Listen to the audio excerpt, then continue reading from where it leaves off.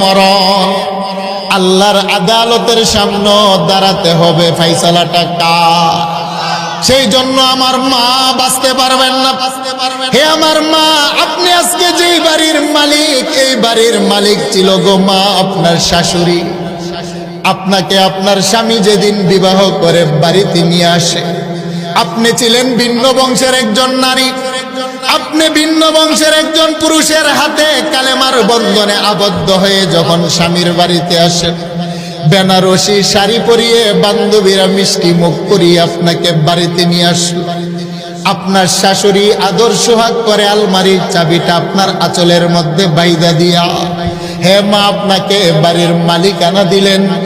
শাশুড়ি মারা যাওয়ার পরে শাশুড়ির বিছানার আপনি মালিক হলেন, আপনার শাশুড়ির খাটের মালিক আপনি হলেন, শাশুড়ির বাড়ির মালিক আপনি হলেন।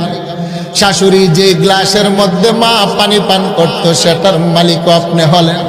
হে আমার যুবক বন্ধু, তুমি যেই বাড়িতে বসবাস করো, এই বাড়িটা তিলে তিলে তোমার বাবা সাজিয়েছে। তোমার আব্বা মারা যাওয়ার পরে তোমার আব্বার বালিশটারও মালিক তুমি, বাবার খাটের মালিক তুমি, বিছানার মালিক তুমি। আমার আব্বা যে গ্লাস দিয়ে পানি পান করত, সেটার মালিকও তুমি।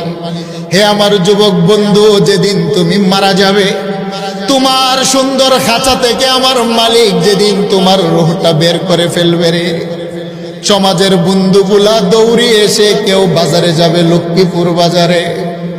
মুরব্বীরা বলবে, বাবা শোনো, বাজারে যাবে, কাফনের কাপড় আনবা, কালার যেন সাদা হয়। আল্লাহু আকবার বলেন। হে যুবকেরা শুনো শুনো, রামগঞ্জের বাজার থেকে কাফনের কাপড় আনবা, কালারটা যেন সাদা হয়। কারণ দুনিয়ার কোনো কালারিং কাপড় মানুষের দেহে লাগে না।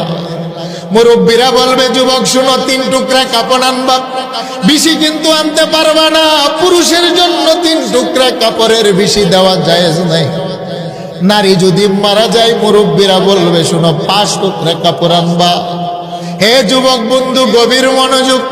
তোমার একদল যুবকেরা দৌড়িয়ে যাবে বাজারের বাঁশ কাটার জন্য, আবার কিছু বন্ধু দৌড়িয়ে যাবে তোমার মহল্লার, তোমার লাশটাকে মেপে নিয়ে যাবে, কতটুক লম্বা, কতটুক পাশ। তোমার দেহটার মাপ দিয়া তোমার জন্য একটা মাটির ঘর বানাবে। কবরও ডাকতে থাকে, আনা বাইতুত তুরাব। হেরে আমিনা, মাটির ঘর। আমার ডানের দেয়ালটাও মাটি, আমার বামের দেয়ালটাও মাটি রে। আমার সামনের দেয়ালটাও মাটি, আমার পিছনের দেয়ালটাও মাটি। আনা বাইতুল ওয়াহদাতি। কবর বলে, শুনো না, আমি হলাম নির্জনতার ঘর। আমার